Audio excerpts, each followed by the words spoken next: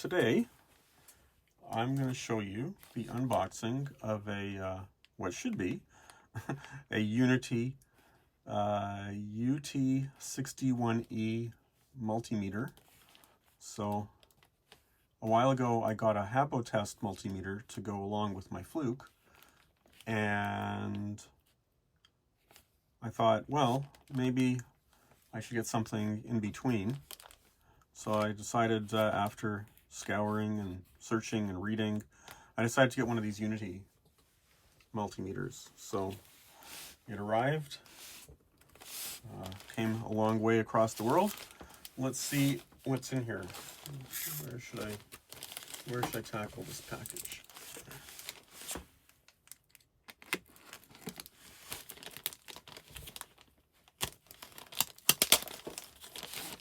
I love the wrapping that I tend to see on these shipments that come from China. You can tell that they have just about the right amount of faith in most of the shipping companies that they use and what's likely to happen.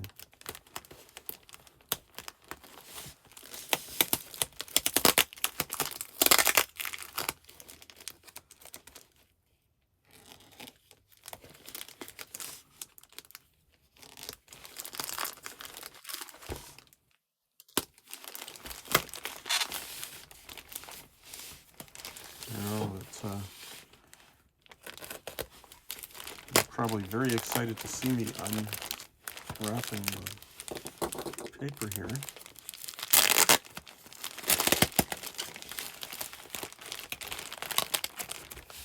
Okay.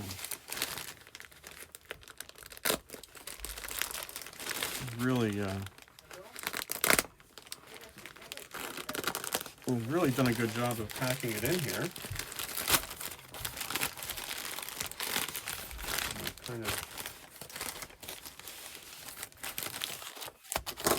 I almost say this is a puzzle box. Oh, there we go. Okay. So they're taking the box.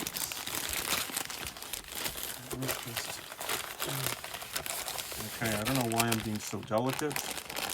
You probably don't know why either. I guess old habits die hard. Right. So,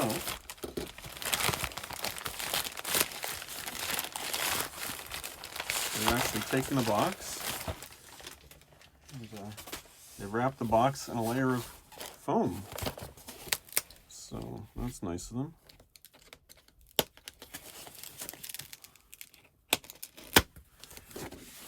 And okay, well, the box, I hope there's nothing important in that corner, because that corner seems to have had a little more pounding than is necessary. But okay, fairly nice box. The at-home and retail package.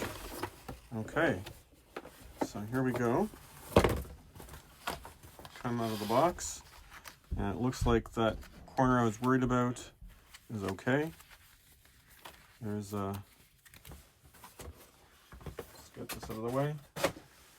There's a nice manual here, and actually this entire manual is in English. Now it's meant to cover several models, but that's pretty good. And then we have a Chinese card. Not sure why they gave me that. Probably wants me to go to their website. And we have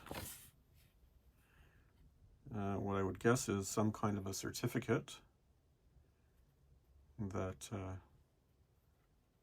tells me something about the actual unit in here.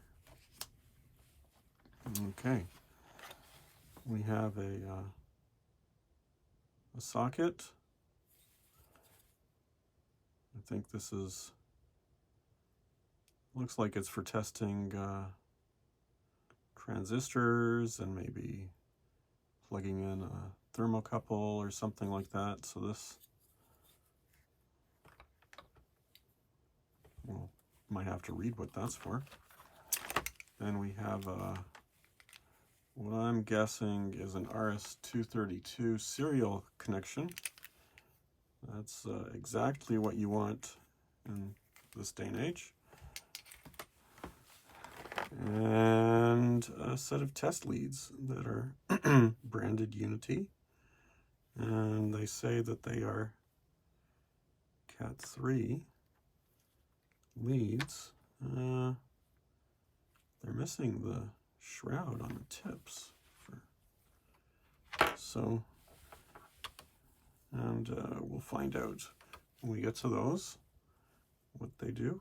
But typically, I think Cat 3 tips would have a shroud. Or is that Cat 4? I'll double check that. And then we have in here, looking not too bad, the actual unit itself. And it's got a protective film over the display, which is a good thing, although it's not very straight.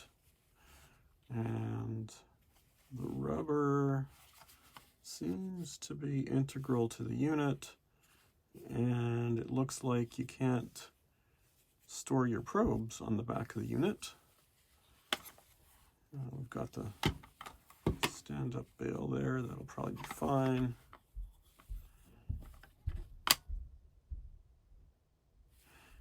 And I'm guessing this needs a battery. There's no battery built into it. Sorry,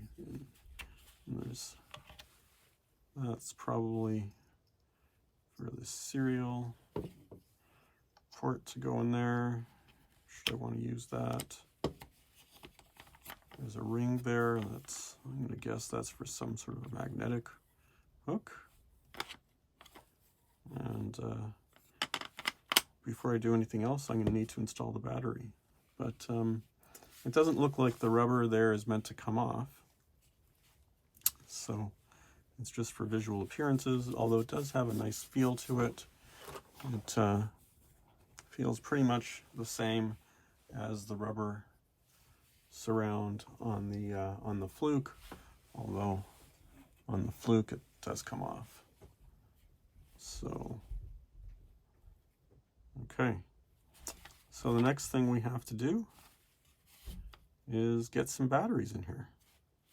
All right, everything's out of the box, and I've got a set up here so we can have a little bit of a shootout between these meters. So I've got the Uni-T here. Now I've got to put a battery in it, so let's look at how that works. I think there's a screw to remove there.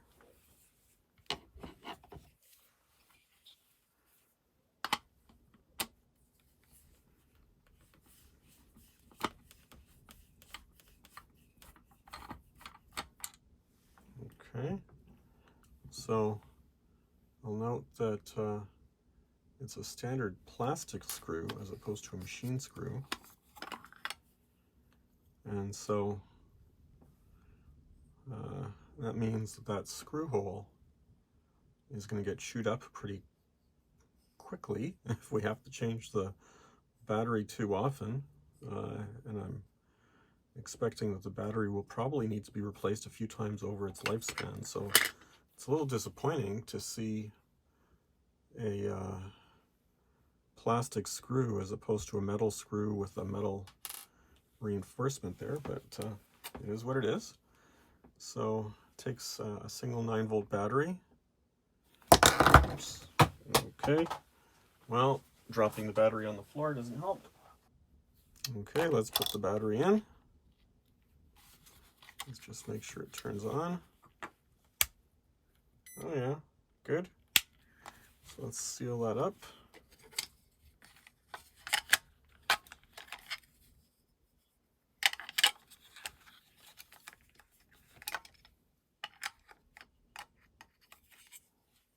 It's a little finicky.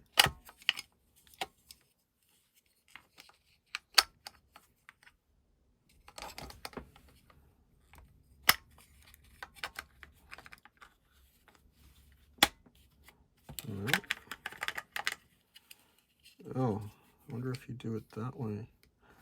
Okay, so you put the battery in to this holder, and then you put the holder in the slot. Well, that's a different kind of approach. And then the screw, tighten that up. Don't want to over tighten it. Okay. And extend the bail.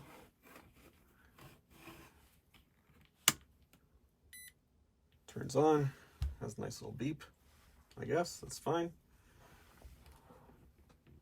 So we've got AC and DC voltage on the same button, and you use these buttons, I guess, to select it. A variety of other features. So we'll go through and we'll test some of these features. Now, I've got the probes here. I haven't unwrapped the probes. One thing I want to point out about the probes is, I mean, you saw the came out of the box just like this. And I'll point out that one of the things that they don't have, so these tips are all exposed, and so they are not what you'd expect in the case of high voltage tips. So the Uni-T and Fluke tips, now I've taken them off because I'm not dealing with high voltage that often, but the Uni-T and Fluke tips have these little, the Habotest and Fluke tips have these shrouds that cover the ends of the tips for high voltage scenarios, right? So,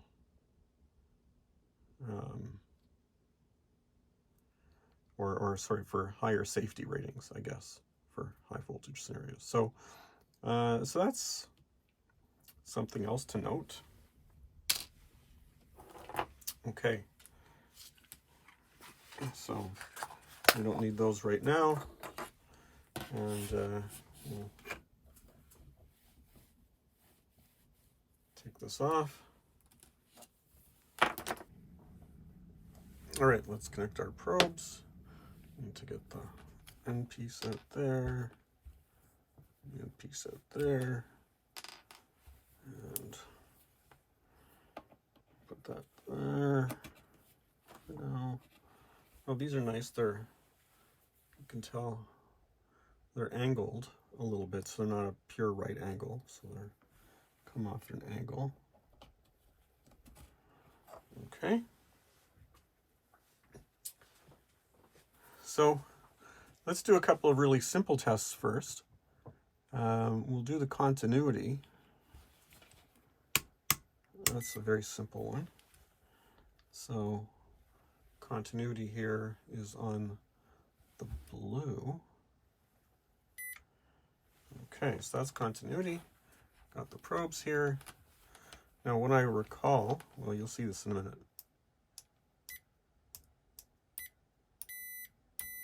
So it is pretty quick.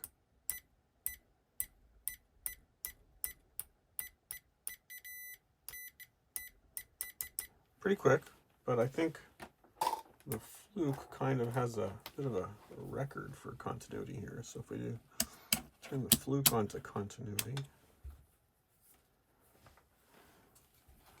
tap these, you can tell the Fluke is pretty fast. The Habotest here,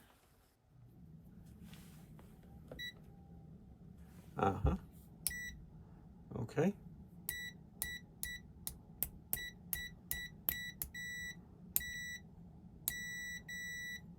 You can see the Habotest, the sound comes pretty quick.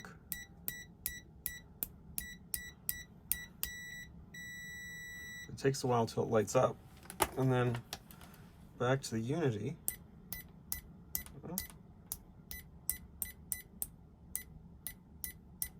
It's better now. Doesn't always connect. So I think when it comes to sensitivity, Fluke wins.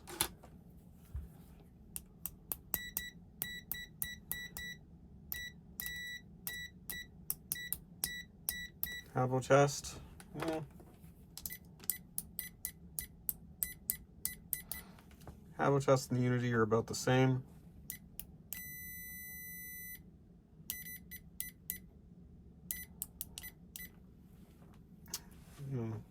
But I think if you were going to rely on something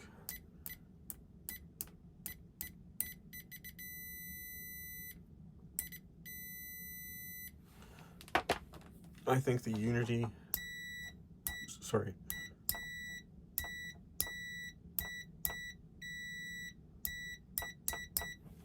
I think it's Fluke, Habotest,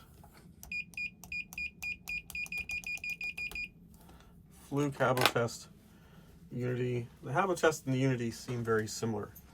Okay, let's stop playing around. Go with a little bit of a voltage test here. Okay, so I've got my power supply. I've dialed it into 10 volts DC and 1 amp. Let's see what I get with the Unity. 10 volts DC, 1 amp.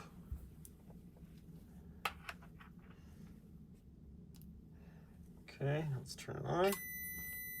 Oh, still on continuity. Very silly me. Okay, DC voltage. Okay, DC voltage. Okay, so the Unity is showing me about 9.98 volts. 9.9. The power supply itself is showing me 9.9998.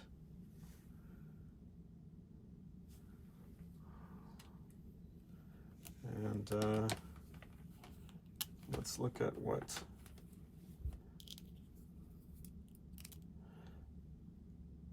oh.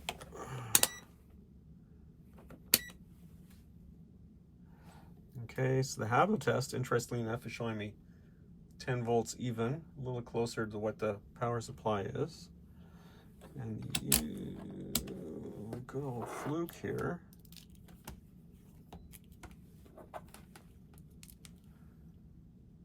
is showing me 9.99, which kind of matches the power supply, although you'd think it might want to round up there.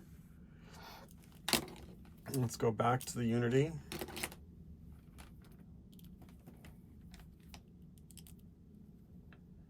.98. So not quite as accurate as either the Fluke or the Habotest. Interesting. Now, what's something else that we can read without a huge amount of trouble? Okay, let's try altering the voltage here. So I'm going to alter the voltage. I'm going to go down to 5 volts. Whoops.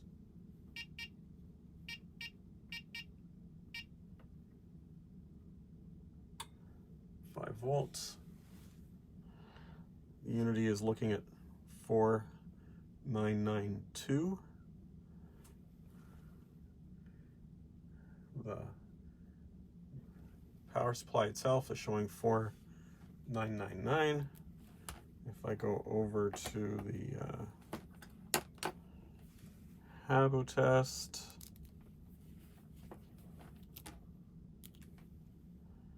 I'm getting 4.99, which is dead on to what the supply is showing. And if we go to the Fluke, we're getting 4995, which is not quite what the power supply is showing me. So the Habotest was maybe a little more accurate. So I've got 4995 on the Fluke. I've got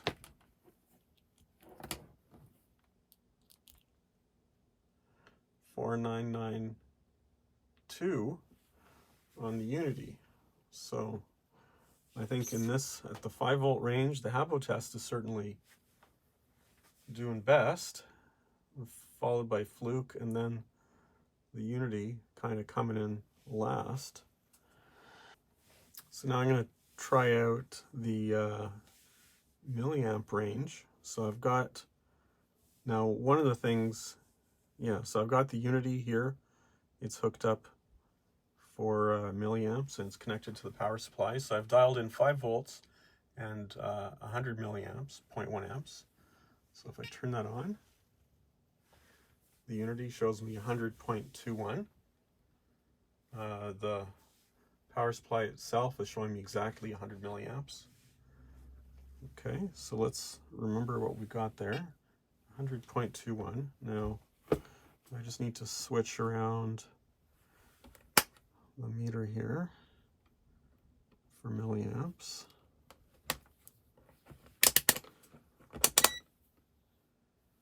So I've got that dialed into milliamps. And it's cool with the Habotest. These light up, so it tells you exactly what you have to connect. So I'm going to plug it in for milliamps there. Let's switch the probes over.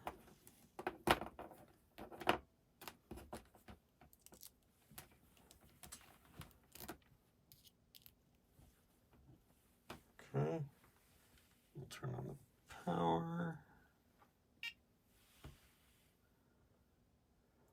And it's showing 99.8 milliamps. So the Uni-T was about 0.2 over. The Habotest seems to be about 0.2 under. And now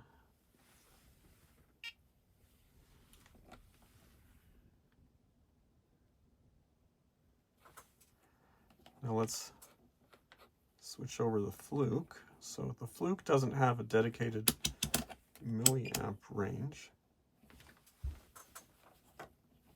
but it does have an amp range, and it could read 0.1. Let's see. Power supply's off.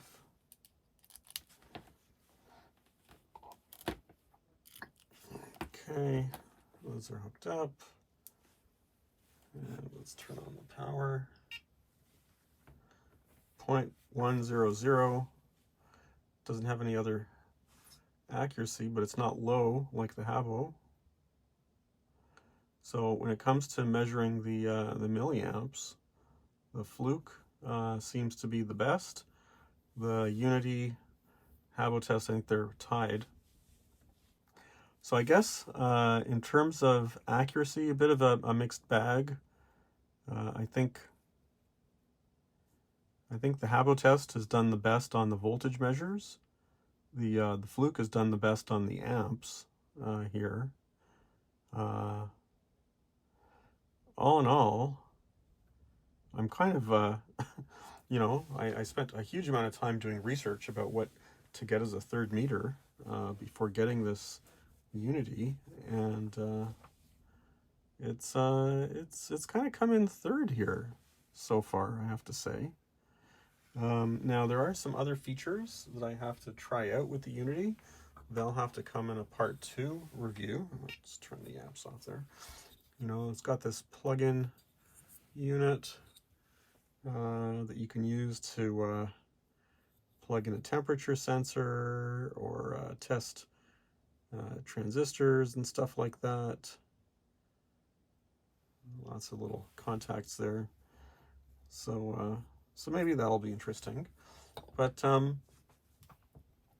yeah, the Uni-T is not showing quite as well as I hoped it would. I really thought, given everything I'd read, I thought this was the sort of meter to get. Now, I mean, it looks, from an aesthetic point of view, it looks very nice. It's got a nice sharp display. But all in all,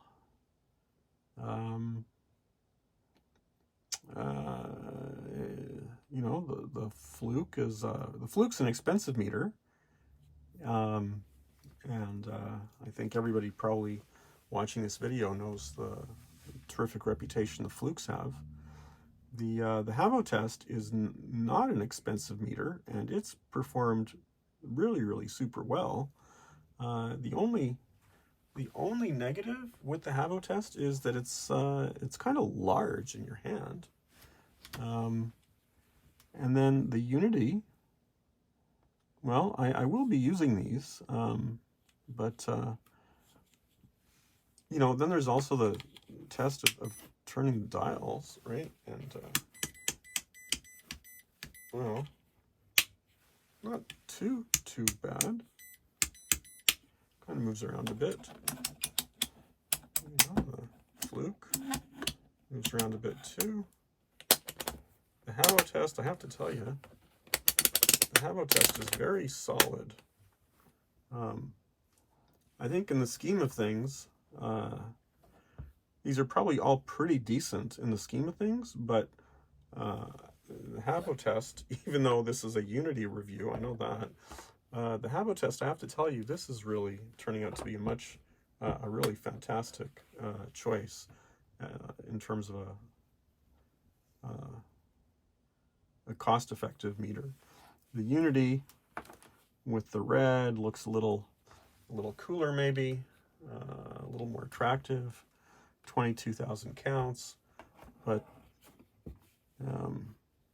in terms of its raw performance, I think the Habotest and the Fluke really do better. Okay, well, thanks for watching, and if there are some other things you'd like to see me try out with any of these meters, especially the Uni-T 61E, but either the Habotest or the Fluke, leave me a note in the comments below. Give me a like if you think this has been useful, and subscribe to the channel so that you see any other videos I may come up with. Thanks very much. Bye.